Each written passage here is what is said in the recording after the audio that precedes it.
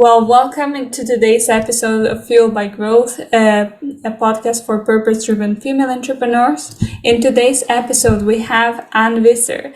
For over 20 years, Ann Visser has been equipping individuals and organizations to communicate in a way that aligns with their values so they can lead their families and their teams into a better life.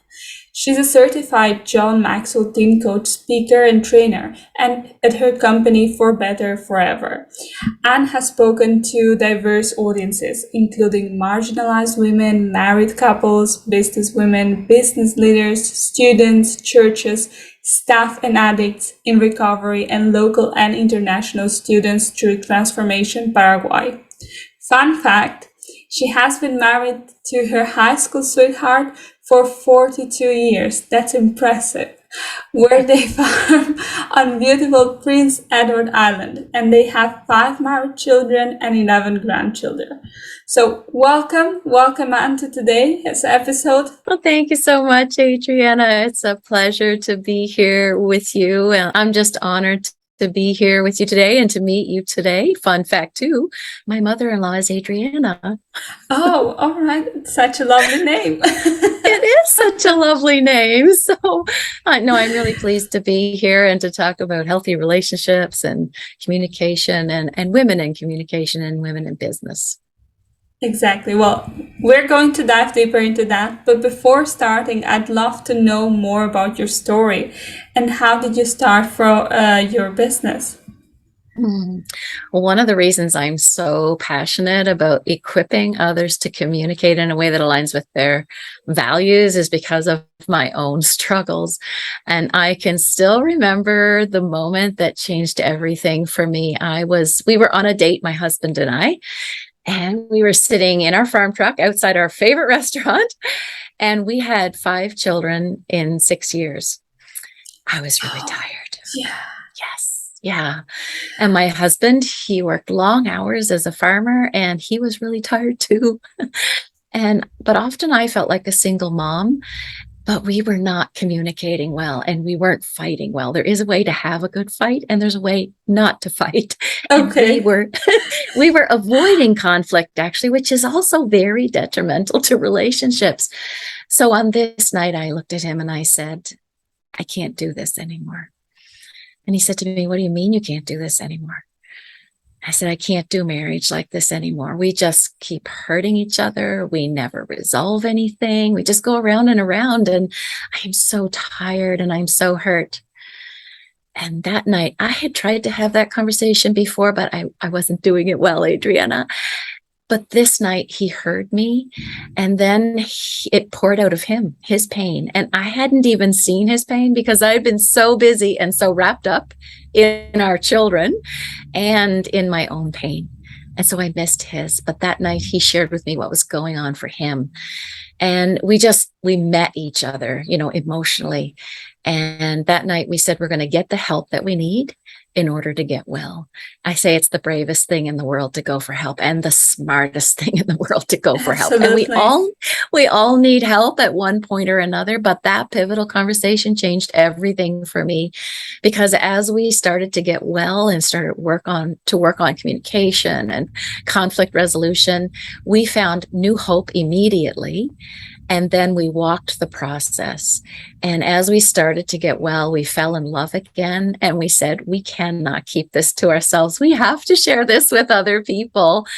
And so that started me on a journey to become a mentor, first of all, to women and to couples, and eventually to become a coach for women and couples. And so now I train with addicts and I train students. I was just at a high school recently and spoke about how to avoid falling for a jerk. It is a wonderful program written by Dr. John Van App, and I am so pleased to be able to bring it into high school and just to talk about people about what is healthy relationship, but this intimate relationship that we have with one person. It impacts every other relationship that we have, because when you're having a really bad day at home with that person, it spills over into everything else. Yeah. Sometimes it's all we can think about. And so it spills over into our business, into our work, into our kids. And so it's so vitally important to take care of home and to take care of work as well. So that's my story about how I got started. I've been working now for 20 years with people to help them to communicate in a way that aligns with their values. My women and my couples are really kind people, and they don't want to fight. But by avoiding conflict, it hurts their relationship, because conflict is the doorway to intimacy. And by intimacy, I mean into me, you see. So when we have a really good conflict, I get to see into your heart and you get to see into mine. And I get to know more about myself too. Often in the conflict, we learn something about ourselves in the midst of a really good conflict. And so there's a way to conflict that actually brings us closer together. And that's the kind of conflict that we had to learn how to do, because once you can do that, there's always going to be something to fight about or something to argue about.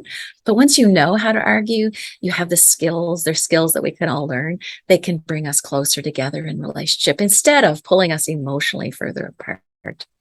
Yeah, yeah.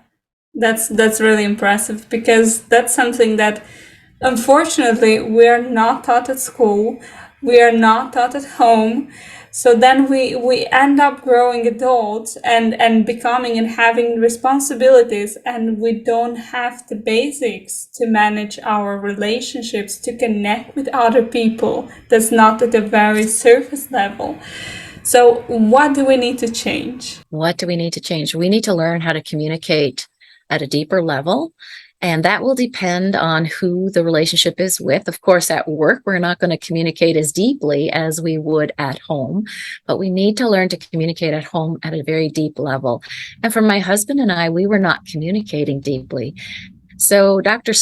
Gary Smalley talks about levels of communication. So the upper level are where I just share cliches, great day today, sun shining today. Cliches about your favorite sports team. But then there's no vulnerability in it. It's just statements, right? But then as you go deeper, you share your opinions. That's a little bit deeper, because if you don't like my opinion and you may reject me, I might feel that a little bit. But then there's a deeper level again. And that's where we share our needs with each other. And when we share our needs, that's really vulnerable, because if I share with you what I need and you don't respond in kind toward that need, I'm going to feel really rejected. I'm going to feel hurt, right? Yeah. And then the deep, that's the deepest level, is the needs, sharing needs. So feelings and needs are the deeper levels. And we had to learn how to share our feelings and needs. And to be honest with you, Adriana, I did not know how to process my feelings. I wasn't used to being able to understand what I was feeling. And then when you don't know what you're feeling, you can't share that with the other person. When you don't know what you need, you can't share that with another person. So I had to learn those skills before. Those are personal skills that we all need, so that we can share them with the people around us. And so for our intimate relationships, we need to learn how to communicate deeply so that we can connect deeply, because relationships are so incredibly important. They're important. We need connection. We need to feel that we're close and connected. So I was sharing with the students this week. I used to travel to Starbucks when I started my business 6 years ago. Before that, it was nonprofit. I used to travel to Starbucks, and I buy the same coffee every time, but I would work at Starbucks. And so they saw a lot of me, because I didn't have internet at home, or wasn't good internet. And so I did that for the first year, but after the first year, we did have better internet at home. And so it was months before I went back again. I was going through the drive-through, and I ordered my coffee months later, and the voice on the other side said, "Ann, we've missed you. Where have you been?" Oh, that's connection. Yeah. She knew me. She knew my coffee order. That's just a little bit of connection, right? But it helps you feel like you belong somewhere. Yeah, absolutely. Connections are so important. It's why you might find yourself going to the same store, to the same restaurants, because people get to know you and you feel a little bit of connection. And of course, at home, we want to feel those deeper connections Whereas at work or when you're running a business, you want your people to feel connected to you. And that, if they're fans and they're connected to you, they're not going to leave you, not easily, because they like working with you. They know you, they know what to expect from you, and they're going to want to stay with you and continue to do business with you. So it's so vitally important. I have this really cute story. It was our little grandson. I just want to share it with you. He was 6 years old at this time. And I learned from him that connection creates opportunity, and it can create opportunity not only for one, but for a whole family. So we were on holiday, and 6-year-old Caleb struck up a conversation with Lighthouse Jimmy. And Lighthouse Jimmy was answering he asked a question. He said, "What's on your wrist, Caleb?" And Caleb said, "It's a Ponzi poo." And Jimmy said, "It's a what?" And Caleb said, "It's a Ponzi poo. You can get one at Walmart," Caleb said, "for $1, but you have to have two if you want it, because you're going to have to pay tax." He's much too young to understand about tax, but somehow he does. Yeah. Jimmy laughed at this precocious little brown-eyed, brown-haired little guy. And they talked about Ponzi poos and they talked about lighthouses that day. And then Jimmy, he was so charmed with Caleb's energy and his endless questions. He said, Jimmy said, "Let me make you a paper airplane, Caleb." And so he did. And then he said, "Caleb, tell you what I'm going to do. Would you and your family like to go to the top of the lighthouse with me? I have the keys to open the door so you can go outside. Nobody else has the keys, just me. If your mommy will let you, you can fly your paper airplane from the top of the lighthouse and you can watch it soar to the ground." And Caleb's eyes, they got bigger and bigger as Jimmy was talking. Yeah. Later that night, we all climbed the stairs to the top of the lighthouse. And to our delight, it was a beautiful sunset. And we watched as Caleb's paper airplane flew to the bottom. It was such a beautiful evening, Adriana. And later at the gift table, Caleb spied this glow-in-the-dark jellyfish. And he said, "Can I have this?" And Jimmy smiled and turned it over. And he said, "Well, what time is your bedtime?" And Jimmy said, 2 hours ago. Mommy said 2 hours ago. Jimmy said, "Caleb, I'll tell you what. If you're in bed in 15 minutes tomorrow morning, you can have this jellyfish." Well, he rushed off to bed. And the very next day, there he was looking for that jellyfish. And Jimmy gave it to him. And then Jimmy looked at me and he said, "I would have given him my truck. I'm so glad he didn't ask for my truck." But I thought to myself, Adriana, when we make connections with other people, it creates opportunities, not only for us, but for the people around us too. And that's what my mentor, John Maxwell, has done for me. And that's why I went to Paraguay with John to teach junior high students leadership values. And it was such a powerful moment. But I've learned that that's what leaders do. We create opportunities for our people. If we're in business, we create opportunities for our clients and opportunities for the people that we work with as well. Yeah, that's quite impressive. So just going a bit forward, and we've touched upon the aspect of the personal relationship and what happens when we are home, how we deal with conflict in how can we deal with conflict in a healthy way and that doesn't have more repercussions than, and shift it around towards a benefit where both parties communicate. And so we talk about having pivotal conversations. So pivotal conversations, they create some sort of shift or change, like it did for us when we had that conversation in the truck, in our farm truck. It creates a shift or a change for us. So they're conversations that they're gonna matter.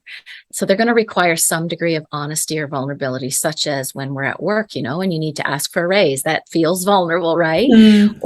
So they're going to, and it's going to be a sensitive topic either for one of the people or for both parties. It's going to be a conversation that brings some clarity to you as a person or it'll bring clarity either about the other person, about yourself, or about the relationship. So they can be really small, pivotal conversations, or they can be really impactful conversations. I had a conversation with a pharmacist, I'll call her Janice, and she said, last week I had to call the doctor who wrote out a prescription for my patient, and I knew that the prescription was going to interact with other medications. That's a pivotal conversation that she had to go to the doctor, and he's a temperamental doctor. It's not a fun conversation, but it had to be done because it saved a life, right? Yeah. So these pivotal conversations, they matter. They're really important for us to have them. And so we have to, first of all, be able to manage our own emotion in the midst of it. So we call it the 3 C's of pivotal conversations. And the first is to check emotion. And we can do that before we have the conversation for this reason. Frequently, they're conversations that we have over and over again. That wasn't the first conversation that this pharmacist had to have with this doctor. She'd had them before, so she knows it's going to come likely again. Yeah. With that doctor or another doctor, right? And so she knows that she needs to check her emotions. And so it's to check the motives too of our heart to make sure that there's no bitterness or resentment there, because that immediately is going to sabotage the conversation before it even starts, when I feel that there's some bitterness toward the other person. And so if we check those emotions, I say to my people, journal them out. What am I thinking? What am I feeling? And what's troubling me? And what do I really want? Those are the questions then that you're going to bring to the second C, which is communicate and clear. You're going to communicate those thoughts, feelings, and what's really troubling you clearly and concisely, because when we use a lot of words, we lose our people. I say it's looking for like the pin in the haystack, and there's like, what's the point? What's the point? What's the end goal? What are we doing here? And so then we invite feedback, because we want to make sure that it's a dialogue. Yeah. Monologues aren't very effective. Right? Exactly. Yeah. So we want to make sure it's a dialogue, and we're talking and we're hearing their heart as well, that we're listening to understand rather than to respond, which is really hard to do, right? Yeah. It's like the automatic response we need to. Yeah, exactly. And I spoke with a woman, I'll call her Julie, some time ago, and she was in human resources. It was for the same company for over 20 years. She was happily married. She loves to laugh. She's a great lady. She was tired. She cared for more than 5 locations within her business. She traveled frequently for her job. But she said 2 years ago, my company merged, and I had a new boss. And now the company is leaner and I have more responsibility. She said the new boss managed differently. And her biggest complaint was the culture of the company had changed. It was different. And she said, I don't agree with it. She said, it's not about relationship. It's more about production. And I don't feel appreciated anymore. She tried to have a pivotal conversation with her boss several times. She said this, though, and this was so powerful to me. She said, I could have worked those crazy hours. I did for my previous boss, but I did because I knew he cared. Now, she said, I just show up and I do my job. Oh, that's such a tremendous change. Yes. Yeah. I had a similar experience, and it changes completely the attitude and the mood and everything. And it's so impressive how one change in terms of like person or management can have such a tremendous impact. So that's really important for whoever is in a leadership position to consider that. Yeah. Yes, absolutely. And people will work really hard for a boss that they know cares about them. Yeah. People will go the extra mile for that person because they know the boss cares and it really matters. But the cost is really high for leaders when they don't address these when their people are trying to talk to them and they don't have the ear to listen and the heart to listen to their people. Because people, they don't only want to know that their leaders are competent. They want to know that their leaders care about them too. Yeah. Absolutely.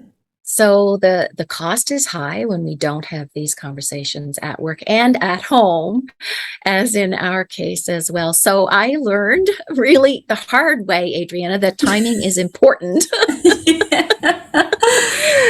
Principle number one, timing matters. So when somebody's rushing out the door or has to be on the phone for an appointment, not a good time to have a pivotal conversation. Let it wait for a good time. Principle number two is just be concise, stick to the facts, be clear. That will also help you manage emotions. And I get my people to practice what you're going to say before you say it. So it comes off your tongue naturally and clearly. And then principle number three is be assertive, not attacking. That's one side of the coin, and not avoiding, which is what we were doing, not having the conversation well at all until somebody would blow up. And that's never a good conversation then. So be assertive. And when you go through those questions, feelings, thoughts, what you care about and what you really need, you know how to be concise. This is how I'm feeling. This is what I think. This is what I need or what I want. I had a woman lately tell her boss, I need to have this conversation with you about a raise and a promotion. I'm working, I'm doing the work. Now I need to be acknowledged. She got it, by the way. Yes. That was a good conversation. Yeah, it's a good conversation. So that's the first C is check emotions. The second is communicate and clarify. And the third, create we solutions. When we create when I have a solution for you, you don't buy into that. But when we can create a solution together, we can buy into it together. When we kind of work it out and kind of wrestle it out together, we can come up with a solution that we both like, that we can both buy into, that we can both know that this is where we're going to move forward. And I like to call it like the team solution or the we-ness solution. And the principle really here is this is such a good one. Oh boy, because I've sat with so many women who said, like, my husband is my enemy. Oh. And yeah, so he's the bad guy. So immediately when we have a bad guy, we become the good guy. That's a problem. Because then the other person is the problem. So instead, we want to see them as part of the solution. That's so much better. And I had a podcaster recently say to me, oh, yes, I play volleyball. And my mother always said, think about it as if you're on the same team, you're on the same side of the net, and you're passing the ball back and forth. And that's brilliant. I love volleyball, and that's brilliant. You're on the same side, you're on the same team, and you're passing the ball back and forth to come up with that we solution. So they're part of the solution. They're not the problem. That is so helpful to think of it that way. Yeah. Well, I think we've had so many resources and insights that you've given us in terms of creating that awareness for ourselves, understanding what we're feeling and going through prior to having conversations. As you know, the majority of the audience of our podcast is female entrepreneurs. So what advice would you have in terms of like communicating and being assertive in when you're in a leadership position? When you're in a leadership position, don't shy away from, first do your own homework. It's so important to do that personal heart stuff, to check your own motives before you go into the conversation, because they're kind of slippery, right? Our motives can be slippery. And so it's so important to check our own motives, because maybe it's just that I just need you to do this and I need you to get it done now and today. But maybe it's that I'm really resenting the fact that I have been after you to get this done for a whole week and still you don't have it done. And it needs to happen today because I need this part. So leaders need to check their own motives. It's so incredibly important, because when you go into that conversation and you can bring your tone down and you can create that connection first. Dr. John Gottman says that the beginning of the conversation, he can tell what the end of that conversation is going to be by the way that you begin the conversation. So if you can, I think it's like a 93%. Yeah, wow. He can predict the outcome. It's really high. And he has done tremendous research. And so I believe him and I buy into it. I think it's so true. Like the way that you start a conversation, it matters to the outcome of the conversation. So if we can check our heart, check our emotions, and check if there's any resentment there toward the other person, then we can start with a soft startup. We can start better and we can be ready to have that conversation so that it has a better chance of having a better outcome for us, for them, and for the company or the team that you're leading. I think that is the most important thing and the best thing that we can do both at work and at home for leadership. Okay, so from your experience, what are some challenges that you've seen women have in terms of communicating and not raising our voice, but maybe saying what we think? And it comes from a stereotype, culture, position. So there are many aspects that can impact us whenever we communicate, but that's been happening for a long time. We know we need to change. What happens there? Yeah, I think there are several reasons that I've noticed why we put off having these important conversations. And one is that we want to keep the peace. And we we're afraid to step into a pivotal conversation because we're so kind-hearted and so agreeable and don't like conflict. And so we see the conflict as a problem when actually the conflict is an opportunity. I'm going to put that in air quotes, opportunity. Because conflict is the doorway to intimacy. It's a great opportunity to go deeper into the relationship, whether it's a work relationship or into the relationship at home. And so we don't need to be the nice person. We need to be the person who is assertive about expressing who we are and what we're about and what it is that we want. But the second reason that I noticed is that we struggle to be vulnerable, and pivotal conversations require some vulnerability. Either I'm going to tell you at work, you're coming in late to work, your work is landing on my desk, I do not want this extra load, that's going to feel vulnerable. Or it's at home where I just say, you know what, I just need a hug right now. I've had a bad day. That feels really vulnerable, right?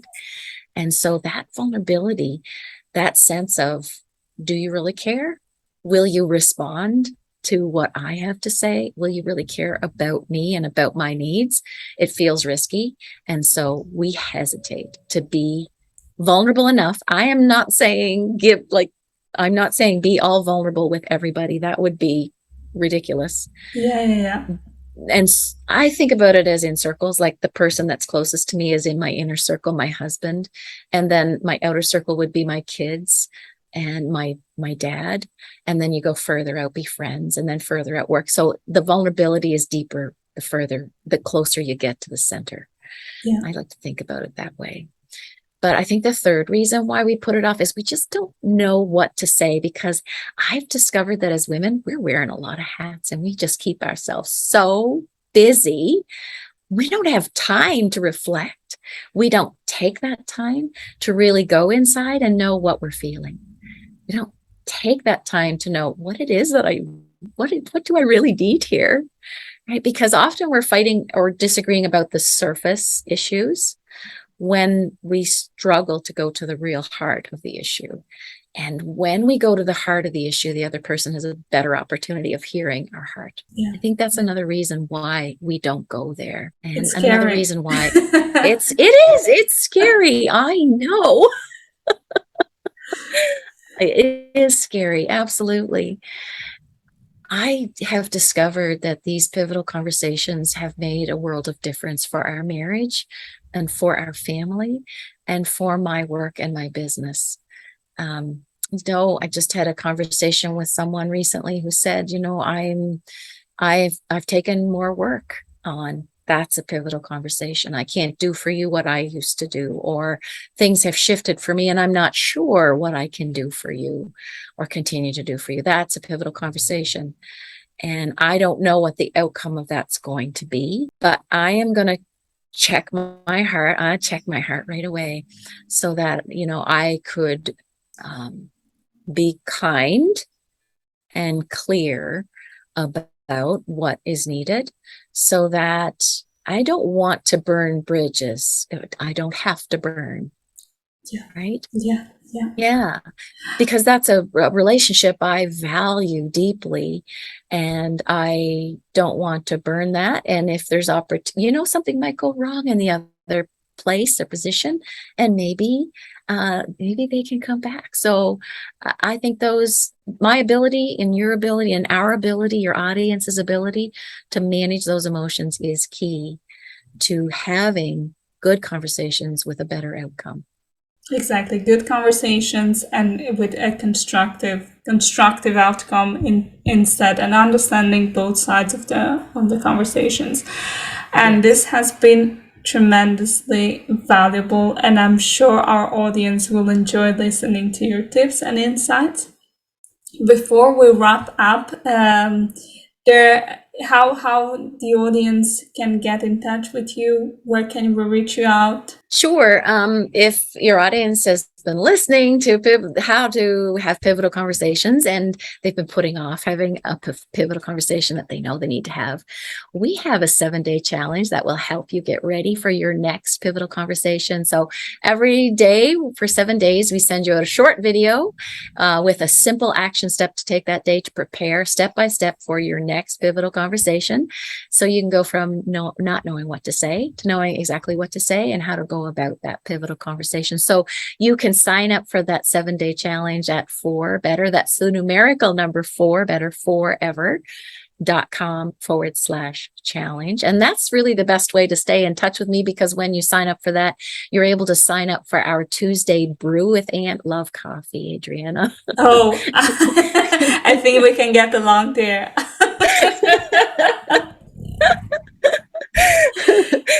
Yeah, so our newsletter is called the Tuesday Brew with Ann, and I share weekly communication tips there that will help you to communicate in a way that aligns with your values. Well, thank you for this. We will put all the links in the description of the video, so please don't forget to join Ann's challenge and start communicating better, having those pivotal conversations. So thank you very much, Ann, and I'm looking forward to talking to you. Thank you so much. A great big thank you, Adriana, for being here for having me here on the Fueled by Growth podcast. It's a pleasure.